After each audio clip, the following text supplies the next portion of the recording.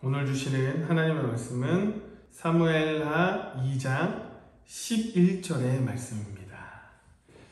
다윗이 헤브론에서 유다 족속의 왕이 된 날 수는 7년 6개월이더라. 아멘.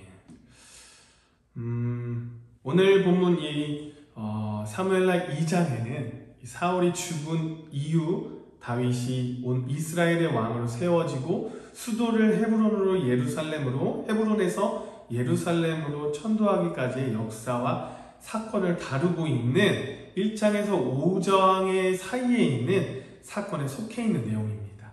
특별히 오늘은 이러한 역사적 사건 속에서 사울의 군장이었던 이 아브넬이 사울의 넷째 아들 이스보셋을 앞세워 마하나임에서 북쪽 지파들을 규합하여 이스라엘 왕으로 세운 사실과 또 다윗이 유다의 왕이 되어 7년 6개월을 다스렸던 역사적인 사실을 놓고 말씀을 전하려고 합니다. 저는 이 두 개의 역사적인 사실에서 두 명의 인물을 발견하게 되었고 그 두 명의 인물을 비교하게 되었습니다. 이 두 명의 인물을 비교하며 하나님이 주신 메시지가 무엇인지 함께 나누고자 합니다. 첫 번째 인물은 누구냐? 아브넬이라는 사람입니다. 8절에서 9절의 말씀을 보면 8절에 사울의 군사령관 넬의 아들 아브넬이 이미 사울의 아들 이스보셋을 데리고 마하나임으로 건너가 길르앗과 아술과 이스라엘과 에브라임과 벤야민과 온 이스라엘의 왕으로 삼았더라 라고 기록하고 있습니다. 8절에서 9절의 말씀을 보면 사울의 군대 장관이었던 아브넬이 사울의 아들 이스보셋을 북쪽 이스라엘 왕으로 세웠다라고 말하는 것이죠. 여기서 말하는 이스보셋은 사울의 넷째 아들입니다. 그는 심약하고 또 무능한 사람이라고 성경은 말해요. 그러나 이 이스보셋을 아브넬이라는 자가 바지왕으로 세운 것입니다. 그 이유가 무엇일까요, 여러분?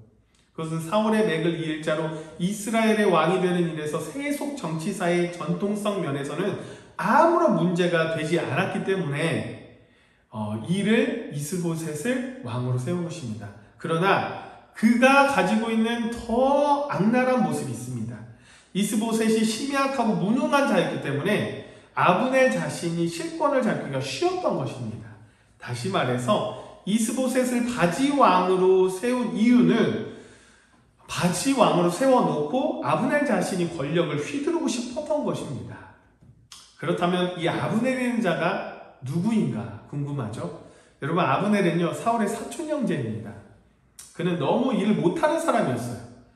왜냐하면 사울의 생전에서도 사울을 제대로 보호하지 못하고 다윗에게 2번씩이나 사울의 생명을 내어줄 뻔한 무능한 자이기도 합니다. 또 그는 총사령관이었음에도 왕과 왕자들이 전사한 블레셋과의 전쟁에서 살아남았다라면 이것으로부터 그는 전투에 최선을 다하지 않고 자기 목숨 지키기에 급급했다라는 것을 볼 수 있죠. 그럼에도 이제는 뻔뻔하게 조카인 이스보셋을 앞세워서 사울 왕조의 실권을 차지하려고 한 것입니다. 아브넬은요 한마디로 여러분 기회주의자입니다. 아브넬이 기회주의자라는 것을 확실하게 말하는 또 하나의 사건이 있는데요. 어떤 사건이냐? 아브넬이요 사울의 첩 리스바를 취합니다. 이스보셋이 보일 때 아브넬이 자신의 아버지 첩을 취한 것을 보고 어떤 감정이 들까요? 자신의 아버지를 기만한 자로 보았을 것입니다. 그래서 기분이 안 좋겠죠. 그래서 아브넬과 이스보셋은 불편한 관계로 이어집니다. 그러다 보니 아브넬이 이스보셋을 제거하고 싶어지겠죠. 그래서 다윗에게 찾아가 나라를 넘기겠다라고 약속까지 합니다. 아브넬이라는 사람 정말 악랄한 사람입니다. 여러분, 기회주의자들은요 자신의 이익만을 위해 움직이고요 또한 이기적이기까지 합니다. 이들은 선악과 관계없이 자기들의 유익이 된다 싶으면 그것을 무조건 따릅니다. 자기에게 이익이 되는 기회만 오면요 신의도 가차없이 버려버려요. 주님을 배반한 가룟 유다가 그 대표적인 예잖아요. 이러한 자들은요 신앙도 자신의 이익의 재료로 삼습니다. 다시 말해서 믿음과 관계없이 오직 자신의 이기적인 목적을 위해서 신앙생활을 하는 것입니다. 성경은 이런 자를 가리켜서요 십자가의 원수요 자기 배를 신으로 삼고 땅의 일만 생각하는 자로 부릅니다. 사랑하는 여러분, 말세가 될수록요 이런 기회주의자들이 더욱 성행할 것입니다. 그것은 말세의 때 그만큼 사단의 득세가 심하다라는 것이죠.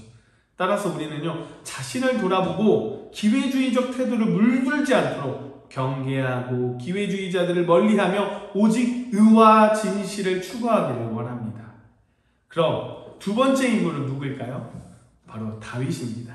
10절과 11절 말씀을 보겠습니다. 사울의 아들 이스보셋이 이스라엘 왕이 될 때의 나이가 40세이며 2해 동안 왕위에 있으니라. 유다 족속은 다윗을 따르니 다윗이 헤브론에서 유다 족속의 왕이 된 날 수는 7년 6개월이더라. 이스라엘이 다윗에 의하여 통일되기 전 북쪽 이스라엘을 이스보셋이 2년간 꼭두각시로 왕노릇하였고 남쪽 유다는 다윗이 7년 6개월 동안 통치하였다라고 성경은 말합니다. 이러한 사실은요, 다윗이 사울이 죽었다고 해서 바로 온 이스라엘, 전 이스라엘의 왕이 된 것이 아니랬다라는 것이죠. 다윗은 사울이 죽은 이후에 왕이 되기는 하였지만 그의 통치 지역은 겨우 유다 지파 한 지파였습니다. 그러므로 다윗은 왕이라고 하기에 너무 초라하였죠. 다윗은 이러한 초라한 유다 왕으로 7년 6개월을 보냈습니다. 그렇다면 하나님은 왜 다윗을 사울이 죽은 후에 바로 온 이스라엘 왕으로 삼지 않으시고 이렇게 7년 6개월의 세월이 지난 후에야 온 이스라엘 왕으로 삼으셨을까? 하나님께서 다윗을 온 이스라엘 왕으로 삼으실 만한 힘이 없었을까요? 그렇지 않습니다, 여러분. 하나님은 당신의 힘으로 모든 나라의 왕을 세우시기도 하고 폐하시기도 하는 분이 바로 하나님이십니다. 이러한 하나님이 다윗을 온 이스라엘 왕으로 세우시는 것은 결코 어려운 일이 아니죠. 그렇다면 하나님이 다윗을 곧바로 온 이스라엘 왕으로 세우지 않은 이유가 무엇일까요? 그것은 바로 다윗을 테스트하기 위함입니다. 하나님은 다윗을 사울을 대신할 왕으로 선택하시고 무려 15년을 다윗을 하여금 고난을 당하게 하셨어요. 이것은 바로 다윗을 신정 왕국의 합당한 왕의 제목으로 성장케 하기 위함입니다. 그리고 하나님이 정하신 기간이 찾아 다윗을 왕으로 삼으시되 먼저 온 이스라엘의 왕이 아니라 유다 지파 한 지파 왕으로 삼으셨던 것이죠. 다시 말해서 하나님은 다윗이 온 이스라엘 왕이 되어 하나님의 뜻에 합당하게 다스릴 수 있는지를 먼저 유다 지파의 왕으로 삼아 테스트한 것입니다. 유다 지파의 왕이 될 당시에 다윗의 나이가 30살이었어요.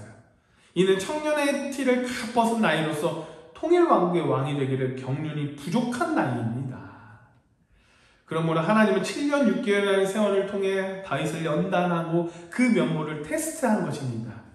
물론 다윗은 하나님의 마음에 흡족하게 테스트를 통과하여 온 이스라엘의 왕이 될 수 있었고 약간의 과오가 있었지만 하나님께 합당한 자로 여김을 받았습니다. 사랑하는 여러분, 여기서 우리가 한 가지 분명하게 알아야 할 사실이 있어요. 그것은 하나님은 당신의 사람으로서 사용할 자를 여러모로 테스트한다는 것입니다. 물론 하나님이 우리에 대해서 몰라서 테스트하는 것이 아니라 이러한 테스트 과정을 통하여서 훈련시키기 위해서입니다. 성경을 보면요, 아브라함도 큰 약속을 받기 전에 테스트를 받았고요, 출애굽한 이스라엘 백성도 40년간 광야에서 시험과 연단을 받았고 가나안 땅에 정착해서도 테스트를 받았습니다.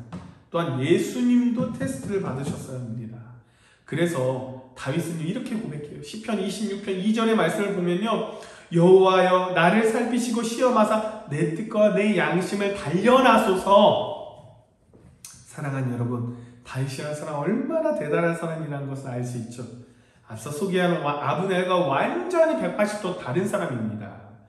여러분, 신앙생활은요, 이렇게 다윗처럼 해야 진정한 신앙인이라고 할 수 있습니다.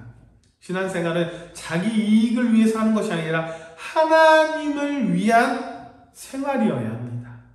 그래서 하나님이 주신 어떠한 테스트도 달게 받으며 그것을 극복하며 살아가고 헌신하는 것이 신앙생활인 것입니다. 자신의 유익을 위해서 신앙생활을 한다면 하나님은 결코 그 사람을 선택하지 않으실 것입니다.